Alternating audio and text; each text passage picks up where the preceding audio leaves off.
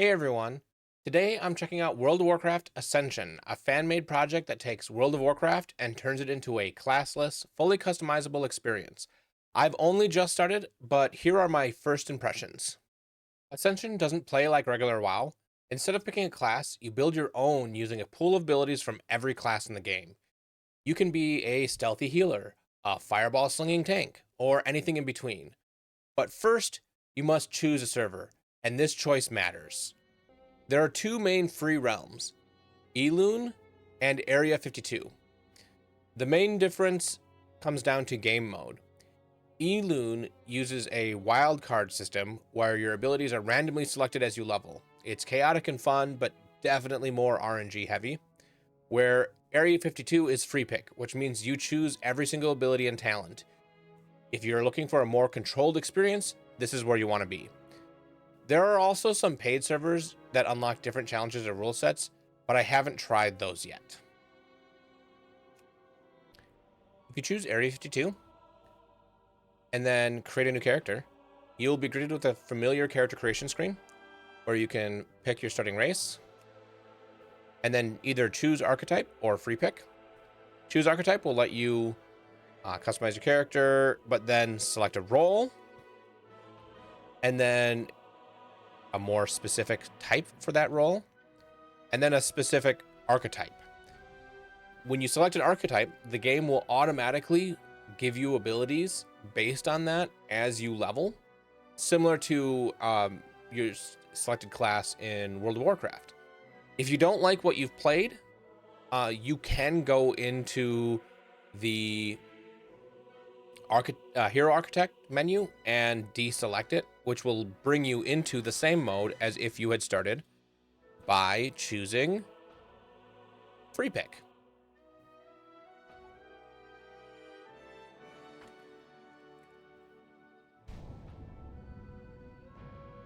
When you choose free pick, you're going to be given some starting skills and enough points for those starting skills, of which you will be able to reassign as necessary or as you want. If you hit N, it'll pull open this window here, character advancement window, where you can see the skills that you have. There's a summary of the skills that you have and talents. You don't have any talents till 10.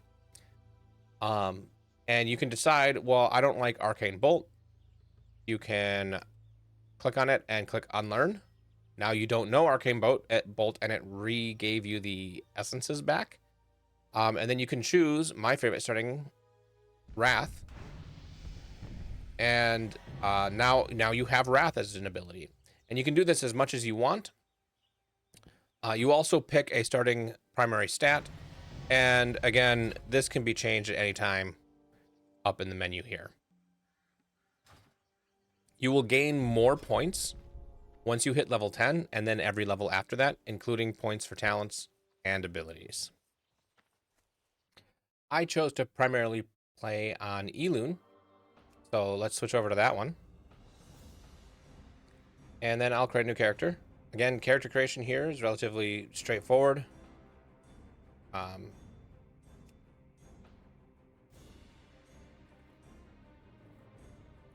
Name your character, customize your character as you wish, and enter the world.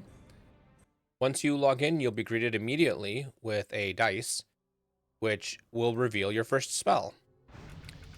Initially, you can re-roll this first skill as many times as you want for free. So I recommend re-rolling it a bunch to get the one you want. If you miss it like I did, you can hit N to go to your abilities, and you can right-click and unlearn spell. It's going to re-roll, and you can re-roll as many times as you want on this first ability. Eventually, as you gain levels, it'll start costing re-roll scrolls.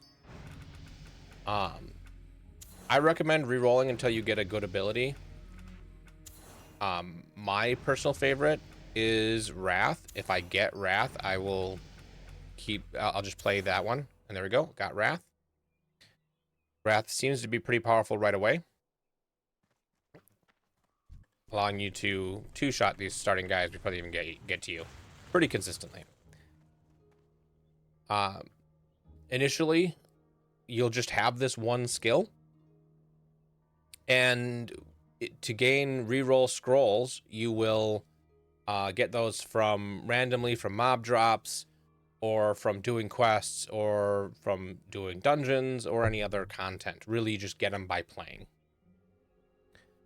Until you hit level 10, your options are questing and killing things, just like original WoW. At 10, you will unlock the Dungeon Finder and PvP queue, and a new style of gameplay called Manastorm. But let's get a quest down. XP is pretty quick in the beginning.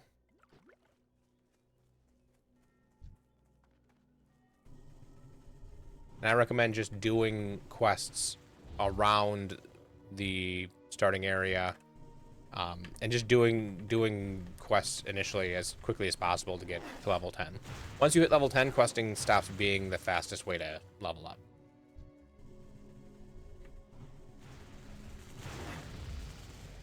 There's a level. This level didn't come with a free additional skill. I think it's every odd level you get a new skill. And then every so often you'll get a new passive as well. I believe passives will start after level 10.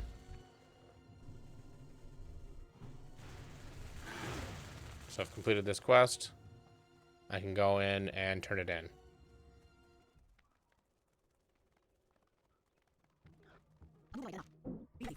For this quest reward, I got a bag. The early quests give you 6 slot bags. A lot of them do. And a adventures cache, which will give you a guaranteed item. And here's some of those scrolls I was telling you about. And I got an amulet. So these scrolls, you just use them here, and then you'll be able to see how many reroll scrolls you have down here in the bottom. So I've got one of each, one for rerolling skills, one for passives.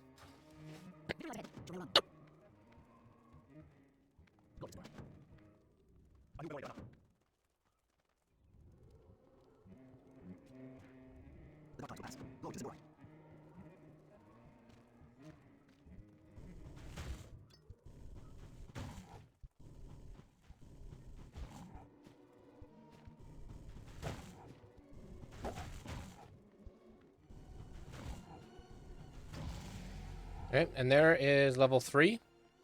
So I got another dice, which will reveal a new spell. And I got Tether Elemental. Sure, that sounds good. Now if I were to reroll, I believe that level 3 is still also free. But I'm happy with Tether Elemental. I'll keep that for now. And I'm gonna move these skills off.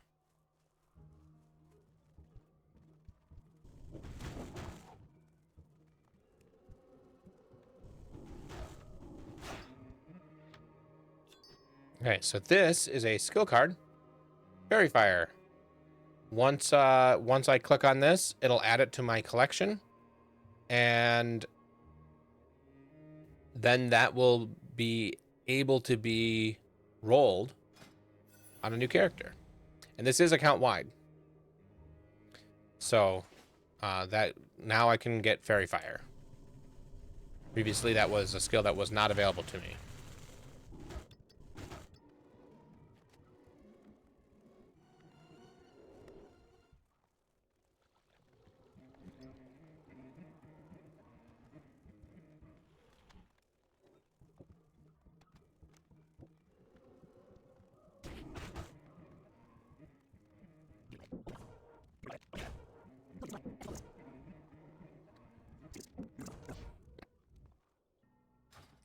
And then I also recommend, anytime this is a new NPC, anytime this book has a quest for you, I would do that quest. And then also this is where he will teach you all of your skills when you have new versions of your skills available.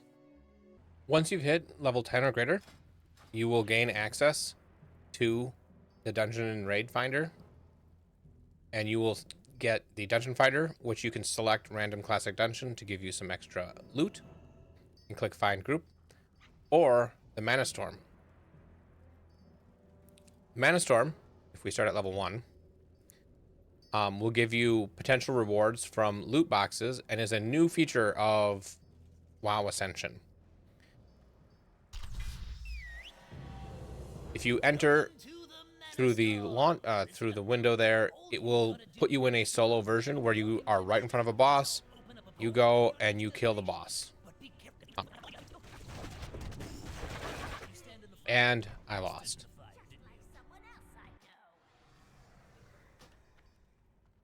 Some bosses are easier than others, but they're all soloable once you have the skills and abilities. And it'll just move you from one boss to another, run after another. And you'll get a good amount of XP doing that. If you want to queue as a group, you can have up to 15 people in your group, so three groups, which it will allow you to enter as that full raid. But you need to manually set that up. So a lot of times people will be talking in the general chat saying, looking for MS, which is the Manastorm. And you can just put yourself out there or start gathering people and run Manastorm. It ends up being very quick and very good XP. And every boss you kill, every other boss you kill, you end up getting a cache, which contains some of the rest of this stuff, a random amount of it. So that's the fastest way to level after that. But just play the way you want to play. There's also the Hero Architect in Area 51 with free select. You can pick a build here, and that will put you into a mode where it will automatically select which skills at what levels and build the character for you. In Elune, it will use your scrolls to re-roll trying to get to that build. Or you can just have it guide you and say, oh, this is something on your build. This is something that's not on your build. So you can kind of follow a build guide built into the game if you would like. A lot of the content in Ascension scales to you. So when you're going into a dungeon, all the dungeons are available for you immediately, and you are put into a queue with every player, not just players around your level, and everything scales accordingly. So you'll be able to do a dungeon, the bosses will drop loot that will get scaled down to your level or up to your level, and when you damage things, everything scales. So that means that you're never the only person in queue at level 10. That does help. There is still the concept of healer queue or tank queue. Sometimes healers are in demand, sometimes tanks are. If you're running that archetype, you're going to have an easier time getting into dungeons. And if you talk to this guy standing on a pillar, who is available also in the starting areas, you can choose a challenge mode, which have restrictions for winning and losing, activation requirements, and give you bonuses for having a harder challenge for the game. Now let's talk monetization. Every game to this scale has to bring in money somehow. In WoW Ascension, there are some servers you need to pay to access, some cosmetic items, but there are a few things that are often considered pay to win. The main ones to me are an XP boost and heirloom gear. The XP buff is a group-wide buff. That means that if you don't buy it, you can still benefit from it if someone in your group has it. Manastorm groups often look for one XP buff player per group, so there is a social value in having it. If you do buy it, you'll also find it easier to get invited to those XP-hungry groups. Heirloom gear gives you a head start in gearing up. It's solid early game gear that helps with leveling, but it's not really end game gear. So while it does give a slight edge, it doesn't really break the game in the end gear. A lot of these can also be purchased on the auction house for in-game currency, so you don't have to pay real money to get these. And while there are legitimately pay-to-win items available, it isn't as egregious or as bad as some other games that I've seen. So if you're sensitive to pay-to-win elements, it is worth knowing it's here, but I don't think it's too egregious, at least not from what I've seen yet. I haven't hit the end game yet.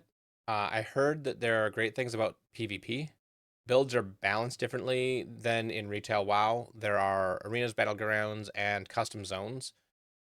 Ascension also offers endgame dungeons and raid content and Mythic Plus style scaling. Seasonal realms like Elune keeps things fresh with unique rule sets and reset cycles. There's also the main Ascension mechanic where once you hit max level, you can ascend back to level 1 and play through again with some added bonuses. So, what's the verdict? Ascension offers a radically different take on World of Warcraft that focuses on customization and experimentation. Whether you're using the wildcard randomness or free pick precision, the core appeal is building a character that plays exactly how you want. And between group focused systems, shared XP buffs, and powerful build sharing tools, it's surprisingly community oriented. It's not for everyone, especially if you prefer a more curated or lore driven MMO, but for theory crafters and people who love tinkering with builds, this is a dream playground. I'll be checking out more of the content soon, so let me know what you want to see next. Or stop by my Twitch to catch me live, link in the description. Have a good one.